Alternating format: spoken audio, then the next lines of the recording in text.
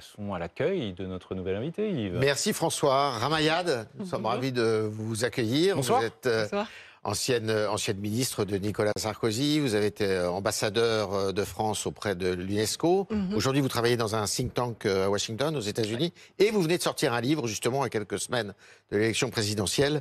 Les leçons de l'Amérique, ce que vous avez observé aux États-Unis, aux éditions de l'Harmattan. Alors, qu'est-ce que vous inspire justement ces inondations qui sont le fait, et tout le monde le dit, du réchauffement climatique? Est-ce que on va, d'après vous, au-devant de graves catastrophes parce qu'on n'est pas à la hauteur justement des défis qui sont posés, et notamment du réchauffement climatique, notamment dans le continent qui vous est cher, l'Afrique, et qui pousse justement les Africains à migrer vers l'Europe?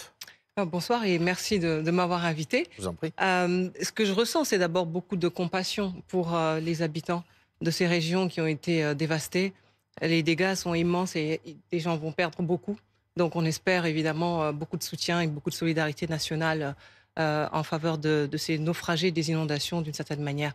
Effectivement, c'est un phénomène mondial qui va nous accompagner dans les années et les décennies qui viennent. Donc il faut commencer aujourd'hui à anticiper ce genre de situation.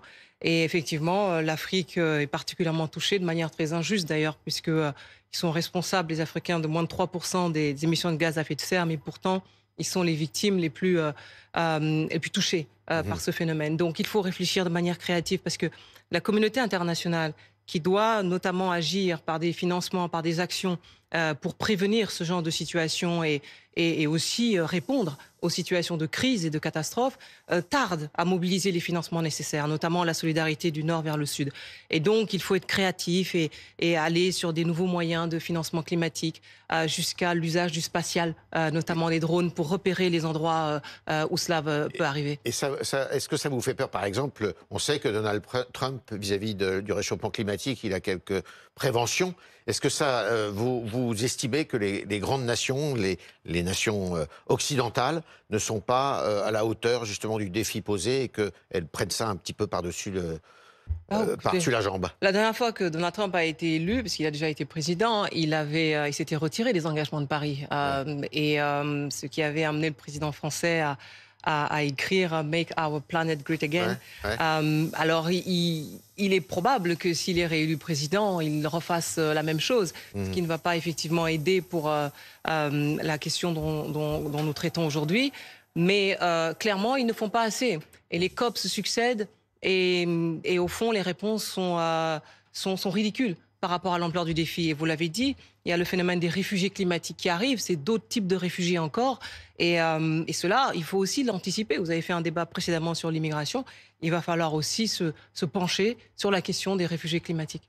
Donald Trump contre Kamala Harris. Votre livre s'intitule « Les leçons de l'Amérique, nation et puissance ».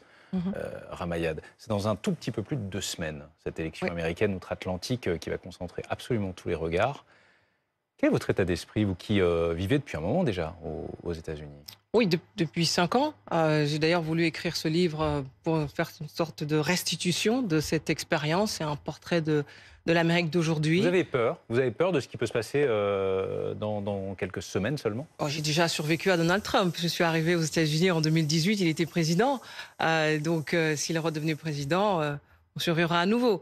Mais parce que l'Amérique ne se réduit pas à son président, évidemment. C'est ça qui fait d'ailleurs sa force. Mais vous l'avez vu évoluer, l'Amérique, en quelques années. Là. Il est peut-être mieux préparé cette fois que la dernière fois, où il était surpris. Et c'est vrai qu'aujourd'hui, c'est 50-50, on va dire. 50-50 avec une très grande volatilité. Les deux blocs sont posés maintenant, républicains et démocrates. Ça va jouer sur quelques États. Est-ce que vous comprenez que des femmes votent pour lui, alors que justement sur l'avortement, il a eu des positions très précises, anti-avortement. Est-ce que vous comprenez ça Alors, il y a des femmes qui votent pour lui, mais je ne pense pas que ce soit la majorité des femmes. Et y compris, pour utiliser un vocabulaire très américain, les femmes blanches des banlieues, cossues des États-Unis, votent pour Kamala Harris, justement à cause de cette question de l'avortement. Alors, dans votre livre, quand on lit votre livre, on voit que l'Amérique est fracturée entre, justement, ultra-conservateurs qui veulent revenir à des racines, et puis une Amérique dont vous partagez, j'ai l'impression, plutôt je dirais, les idées. C'est l'Amérique wokiste, en fait, qui remet en question un petit peu la domination que vous appelez, que vous venez de décrire, l'Amérique. Doucement, Yves Traillard, je viens de débarquer. Tout de suite, vous me mettez le mot wokiste. Non, moi, je vais vous dire ce que je pense de l'Amérique d'aujourd'hui. Elle est à la croisée des chemins, clairement. Ouais. Clairement, et vous avez raison, elle est fracturée. Elle est même au bord du gouffre démocratique. Pourquoi je dis ça? Parce qu'il y a la moitié des électeurs qui continuent à penser que l'élection de 2020 a été volée. Parce que vous avez effectivement une Cour suprême qui est politisée avec cette question de l'avortement et la remise en cause d'un droit historique des femmes, le droit à l'avortement qui était un droit fédéral. Vous avez également les entraves au vote. Vous avez aussi les problèmes liés je veux dire, à l'action de l'immigration. Donc effectivement, mais en même temps, je vais vous dire, dans ce pays si fracturé, il y a cette capacité à trouver ses propres antidotes. Donc, face aux assauts des MAGA, les Make America Great Again, vous avez aussi une démocratie tenace. Face à la Cour suprême, vous avez un mouvement MeToo en face qui est solide. Sur le plan économique, vous avez l'Amérique, c'est 10% de croissance cumulée. Qui, d'après vous, tient la corde aujourd'hui? Qu'est-ce qui pourrait, qui peut gagner? Vous disiez, c'est 50-50. Parce qu'aujourd'hui, vous avez une situation, en effet, où les États clés vont jouer un rôle important. Michigan, Pennsylvania ou encore le Wisconsin. Et ça se concentre là-dessus. Les deux candidats sont très fréquemment dans ces quelques régions du Midwest. On parle des États-Unis, évoquons aussi la situation au Proche-Orient. Et cette conférence de presse faite hier pour tenter de clore la polémique. Hier soir, Emmanuel Macron s'est exprimé devant les journalistes à l'issue du Conseil européen pour justifier en quelque sorte une phrase qui avait fuité du Conseil des ministres 2 jours auparavant. C'était en milieu de semaine. Le président de la République s'était en quelque sorte adressé à Benyamin Netanyahou, l'incitant, l'enjoignant à, je cite, ne pas oublier que son pays a été créé par une décision de l'ONU. Tollé. Il y est revenu hier soir, poussant quasiment un coup de gueule. Écoutez. Je dois vous dire combien j'ai été stupéfait de lire tant de commentaires, de réactions devant des propos que j'aurais tenus sans se poser la question de savoir ce qu'ils disaient et ce que j'aurais exactement dit. Et je crois que je dis suffisamment sur la situation au Proche-Orient pour ne pas avoir besoin de ventriloque. Tout cela est une preuve, au fond, d'un délitement du débat public et d'un manque de professionnalisme des ministres qui ont répété des propos déformés, des journalistes qui les ont repris et des commentateurs qui ne se sont pas attardés à la véracité de tels propos. Donc en fait, le président de la République demande aux journalistes de reprendre les communiqués officiels. Est-ce que c'est une façon de faire notre métier? Vous ne trouvez pas ça un peu étonnant, cette façon directive d'être vis-à-vis des journalistes? Écoutez, ça, c'est à vous de porter un jugement là-dessus. La liberté de la presse est quelque chose de fondamental. J'ai occupé les fonctions et j'étais la seule à occuper les fonctions de secrétaire d'État aux droits de l'homme et cette question-là est absolument indispensable. Mais je crois que c'est le fond qui est plus important. Ça vous choque ce qu'a dit Emmanuel Macron il y a quelques jours avant d'y revenir hier soir à propos de Benyamin Netanyahou et de la création d'Israël plus exactement? Non, écoutez, je vais vous dire une chose. Je n'ai certainement pas envie, c'est ce que l'éloignement et le recul permet, de plonger dans cette mêlée-là, parce que le sujet est trop grave. Mais est-ce qu'il a raison de le rappeler à l'ordre de ce point de vue? Moi, je pense que ce qui est important, c'est qu'on travaille à reprendre le chemin de la paix. Voilà. Je suis désolée, mais je suis dans une position historique très française. Est-ce que vous admettez qu'Israël puisse se défendre après ce qui s'est passé le 7 octobre 2023? Bien sûr. Est-ce que vous estimez, et ce que disent beaucoup, c'est qu'ils sont en train, les Israéliens, de perpétrer un génocide à Gaza? Vous partagez cette idée? Les juristes diront, parce que c'est une question très juridique, s'il s'agit d'un génocide, mais l'ampleur des morts justifie de toutes les façons, quel que soit le mot que tel ou tel emploiera, que nous soyons nombreux à nous élever contre un tel nombre de victimes. Et d'abord, je voudrais dire, parce que vous m'avez posé la question, qu'effectivement, le 7 octobre était une attaque terroriste qui a bouleversé, et a raison, est commise par une organisation terroriste. Ouais. Il faut continuer à le dire parce qu'on a tendance à l'oublier. Il faut aussi continuer. Il y a eu des victimes françaises, Donc vous comprenez 48. oui, il y a eu beaucoup de victimes Et il françaises. faut continuer à demander la libération des otages parce qu'il y en a encore.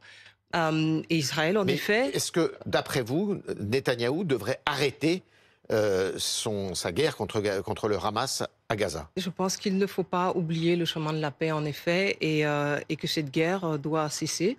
Ah oui, je le pense. Et qu'il faut que les victimes cessent des deux côtés.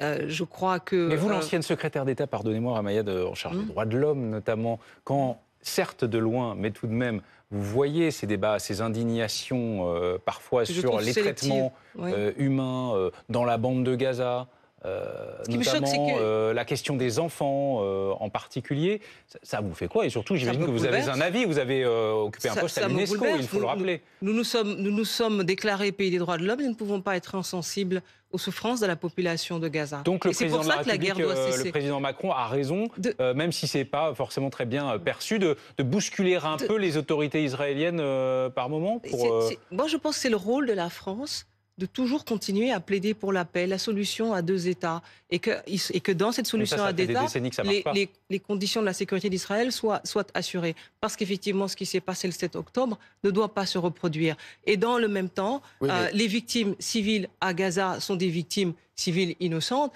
les enfants, les femmes, vous l'avez dit, et que nous ne pouvons pas laisser cela continuer. Comment fait-on dans une situation où justement il y a des grands criminels, des terroristes qui sont à la tête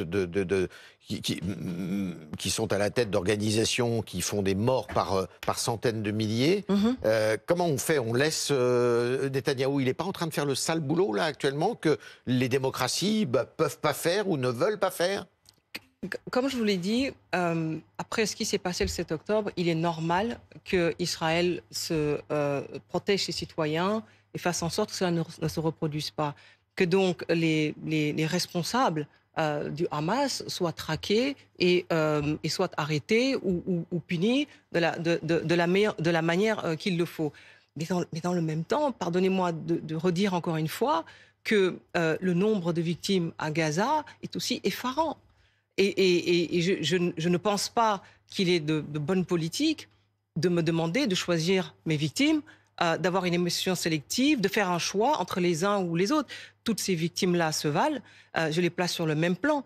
Je crois que si c'est tellement difficile en France de dire cela aujourd'hui, c'est sans doute parce que nous avons une population musulmane qui est la première d'Europe ici, et une population juive qui est la troisième dans le monde, qui est en France, et aussi des partis politiques, une extrême gauche qui en fait une cause tiers-mondiste, et puis une extrême droite qui est bien contente de se saisir de cette question pour s'en prendre aux musulmans. Cette extrême gauche, vous n'estimez pas qu'elle est en train de dériver? Une population juive, pardon, je termine là-dessus, après je vous réponds, une population juive qui se trouve aujourd'hui face à l'ampleur du pogrom du 7 octobre, à se demander si Israël peut survivre. Donc ce sont tous ces chocs-là qui s'entremêlent aujourd'hui pour créer ce contexte si particulier en France qu'on ne trouve pas ailleurs. Je vous le répète, qu'on ne trouve pas ailleurs. Je pense que, bon, l'extrême gauche, comme toujours, moi je ne suis pas là pour diaboliser qui que ce soit, hein, et je ne mets pas... Pardonnez-moi, je ne mettrai pas sur le même plan. Pour moi, l'extrême droite ne sera jamais un parti comme un autre, quel que soit le nombre de... Ils ne sont pas dans l'arc républicain pour vous? C'est clair, quel que soit le nombre d'électeurs. Pour vous, ils n'y sont pas? Non, parce que quel que soit le nombre d'électeurs qu'ils ont. Je veux dire, c'est pas parce qu'on a 10 millions d'électeurs qu'ils ont le droit d'intimider tout le monde. Il y a aussi 50 millions de Français qui n'ont pas voté pour eux. Et nous aussi, ceux-là aussi, ils comptent. Et je pense que c'est important de le dire. Et quand vous voyez justement la gauche de la gauche... Condamner l'antisémitisme partout où il s'exprime, y compris dans la bouche de députés, d'élus, de responsables de la France Insoumise. Partout où il s'exprime, l'antisémitisme, quelle que soit la bouche d'où il s'exprime, doit être condamné. Je ne vois pas pourquoi il devrait être pardonné selon la personne qui formule la critique antisémite. Maintenant, c'est aux tribunes de dire ce qui est antisémite de ce qui n'est pas, puisque le racisme est un délit. Puisque vous avez pris le large, si je puis dire, oui, ça aide d'avoir un peu de recul. Ça fait quand même des années, Ramayad, qu'on ne vous a pas vu sur un plateau télé, ici en France. Vous nous accordez une exclusivité ce soir et on vous en remercie. Quand vous observez ce qui se passe sur le plan politique, particulièrement ces dernières semaines, chez nous en France. D'abord, est-ce que, assez instinctivement, si je puis dire, vous êtes amené à faire dans votre tête le comparatif entre Emmanuel Macron et un certain Nicolas Sarkozy? Oh non, pas du tout. Je trouve pas qu'ils Pourquoi pas du tout? Parce qu'ils ne se ressemblent pas ou vous n'y pensez pas? Non, ils ne ressemblent pas. Je n'y ai jamais pensé parce qu'ils ne se ressemblent pas du tout. Pourtant, ce sont deux hommes qui sont extrêmement volontaires, extrêmement actifs, extrêmement... qui s'entendent bien d'ailleurs entre eux. On peut parler de sujets plus intéressants que ça, non? 7 ans d'Emmanuel Macron. 7 ans d'Emmanuel Macron. 7 ans d'Emmanuel Macron. Pourquoi? Ça fait long. Quel regard vous portez sur sa politique? Étrangère ou nationale? Notamment étrangère, oui, mais pas uniquement. Écoutez, bon, la France a beaucoup changé en 7 ans, clairement. Moi, quand je suis partie, il venait d'être élu. Et depuis, il y a eu 4 premiers ministres, il y a eu le Covid, il y a eu l'importation du conflit israélo-palestinien, il y a eu l'Ukraine, la guerre en Ukraine. Mais je pense que les Français n'ont pas changé. Et surtout, c'est toujours un grand peuple, un peuple généreux. J'ai vu l'enthousiasme aux Jeux Olympiques. Est-ce que vous auriez pu être une ministre, de Emmanuel Macron? Je ne pense pas, non. Non. Non, je ne pense pas. Et de Michel Barnier? Je ne pense pas, non. Est-ce que vous vous souvenez de ce qu'il a dit de vous, Michel Barnier? C'est pas une réponse très tranchée. Non, en fait, si on vous avait appelé sincèrement, parce que vous n'êtes plus là dans le chaudron depuis des années, mais c'est pour vous, c'est la politique. Moi, j'adore la politique. C'est terminé. Non, j'adore la politique. J'adore, et je continuerai à dire, je trouve que c'est un engagement très noble, et je suis toujours déçue de voir les critiques. Mais pour vous même. Mais je vais vous dire, pour s'engager, il faut... Enfin, j'ai déjà eu une expérience ministérielle qui était une des plus exaltantes de ma vie. Mais pour s'engager dans la mêlée politique, je pense qu'il faut avoir quand même la confiance du président et partager sa ligne. Parce que moi, quand j'étais aux droits de l'homme, notamment, et même au sport, j'avais quelques difficultés avec mon président. Donc, c'était... Michel Barnier, je ne sais pas si vous vous souvenez, mais pendant qu'il était en train de faire la primaire de LR pour les élections de 2000, les dernières élections présidentielles, il a parlé de vous, justement, et il estimait que vous disiez n'importe quoi parce que vous étiez wokiste, disait-il. Mais je ne sais pas à quelle occasion. Sans doute parce que c'était la seule interview que j'avais donnée en France dans toutes ces années. Et mais je crois. Il parlait du privilège blanc. Je crois que vous ne savez pas ce que c'est le privilège blanc. Vous savez pas ce que c'est le wokisme. Si vous saviez ce que c'était. Vous ne me mettriez pas dans cette case-là. Je crois que, vous savez, on dit souvent... Dites-le nous, puisque les États-Unis ceux qui nous regardent ne savent peut-être pas. Les États-Unis sont un avertissement. C'est-à-dire ce qui s'y passe finit par se passer en France. Et maintenant, il n'y a même plus besoin d'attendre quelques années. C'est instantané, du fait de la viralité des réseaux sociaux. Et donc, on y est déjà, cette polarisation du débat. Voilà, je devais Gaza, il fallait que je choisisse Israël ou Gaza. Surtout, tout est comme ça. Moi, je ne peux pas. Parce que je suis quelqu'un de plus complexe que ça. Et j'ose penser que c'est le cas de nombreux Français qui ne se reconnaissent pas dans un débat aussi tranché où c'est noir ou c'est blanc. Pardon, mais ce n'est pas toujours au noir ou blanc. Est-ce qu'aujourd'hui, vous êtes plutôt de gauche ou de droite? Je ne sais pas. Est-ce que ça existe encore, la gauche et la droite? Je croyais que c'était fini, que maintenant c'était le en même temps et que tous les clivages avaient sauté. Oui, mais en tout cas, la politique pour vous, en France, c'est fini, la politique élective ou la politique communiste? Non, il ne faut jamais dire que c'est fini. Faut jamais dire. Mais en même temps, je vais vous dire... oui, mais vous avez un moment réfléchi à vous présenter à la présidentielle? Non, j'ai non seulement réfléchi, mais en plus, j'ai même recherché les parrainages. Voilà. J'étais à presque 400, donc j'étais pas loin. Que vous envisagez de... Donc 2027, ça pourrait être possible ou pas? Pour l'instant, ce n'est pas un projet. Mais comme je vous dis, moi j'adore la politique et il reste 2 ans et demi. 2 ans et demi, oui. C'est long, 2 ans et demi. Ouais, mais au rythme où vont les choses. Justement. Merci Ramaya. Merci à vous. Merci d'avoir été avec nous ce soir, donc Tous contre Tréhard. Merci. À la semaine prochaine. François, dans quelques instants, le 90 minutes. Je vous retrouve dans quelques toutes petites minutes. À tout de suite.